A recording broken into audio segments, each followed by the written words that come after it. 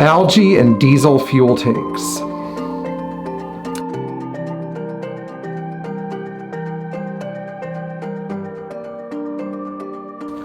Diesel fuel tanks on classic Mercedes and other cars with diesel engines have a particular tendency to grow algae.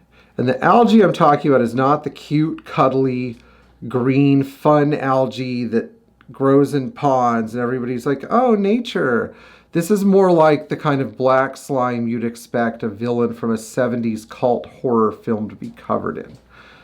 It's sort of like a nasty, disgusting web that seems to feed on diesel fuel and oxygen, but doesn't need a lot of sunlight to grow. A little bit of water helps, but, you know, this kind of algae seems to be able to grow just about anywhere, and probably will continue to grow long after certain environmental conditions keep any other organism from being able to live there. This kind of algae grows particularly well when it goes for long periods of time undisturbed, such as in the fuel tank of a car that's been sitting for 20 years. And usually when these cars sit, algae is a problem that begins to rear its ugly head after you put them into use rather than right away. I would say about half of the Mercedes that we deal with in the shop that have diesel engines also have algae problems. And one of the reasons that these cars develop algae problems is because a lot of them have spent some time sitting, usually when their first or second owners passed away, or when somebody just got tired of driving them, or because somebody picked up some bad diesel and developed some fuel filtration and running issues and then let it sit, and then the problem just goes and gets out of control. So we're going to talk about what the symptoms are of this type of algae and how to treat it. So the first symptom of algae will show up in your little inline or primary fuel filter. This is the fuel filter that's in the main fuel line going to the primer pump. These filters are usually clear, and if you start to see some brown or black goo in your filter, this is definitely algae. Now, the short-term fix is just to change the filter to restore power levels, but the long-term solution is a little bit more complicated. Usually our long-term solution with this sort of problem is to pull the gas tank out of the vehicle or the fuel tank out of the vehicle, pressure wash the inside of it, and then use some kind of biocide such as AC flushing agent or some kind of alcohol or even a light muriatic acid mixture that will kill the algae, break down its cellular composition, and then make sure that it doesn't come back. You have to pressure wash the inside of the tank, though, to remove the algae. On 300 TD wagons and W115 series cars that have a pancake fuel tank that sits below the trunk floor, there's a tube that goes from the tank to the main fuel supply line that's routed through the bottom of the tank. And this tank is particularly susceptible to algae contamination.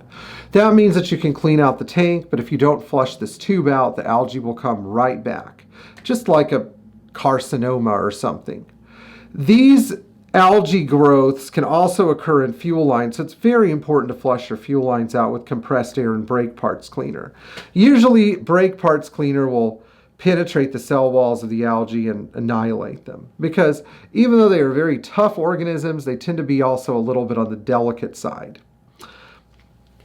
Now, what do you do if you buy a car and you are trying to transport it and you're not sure if there's algae in the tank or you think there's algae in the tank? Well, the best thing you could do is go to into an auto parts store like an O'Reilly's or a Napa and buy an aluminum inline can filter that has a large capacity, and make sure that it has 5/16 inch, which are about the same as 7.5 millimeter inlet and outlet lines, that you can slide your fuel hose on one side and slide it on the other in the fuel line. This will buy you some time because this bigger capacity filter will be able to store and trap more algae so that you don't have to change it as much. I figured this out after I brought an 83 300D back from South Florida one day and I kept having to pull over and change filters. Second of all, if you're transporting or driving your Mercedes diesel a long distance and you don't know whether your tank is clean, even if you've had the car for a few years, it's a good idea to keep a few of the inline filters in the glove box. Third of all, if you're wondering if there may be something lurking in your tank, a biocide such as heat, H-E-E-T, can help keep your fuel system clean and algae-free, especially if your car spends a long time sitting. That will help stabilize the diesel fuel so it doesn't turn into a feeding frenzy for a bunch of single-celled organisms that love diesel.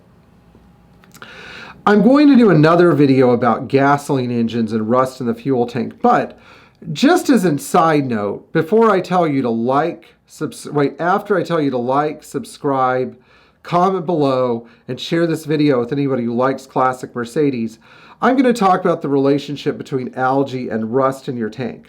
Because algae tends to create a buildup of sludge and goo that is more aqueous than organic, the water that is discharged from the algae as cellular waste will build up in the bottom of your tank and cause rust in the tank. So where there is algae, there's often rust. Sometimes the rust is minimal and harmless. That's what I found on my daily driver 83300D. I still get a few rust particles in the fuel filter even after years and years of having cleaned my tank. But sometimes the algae gets so bad that it will eat through the tank wall and cause a pinhole.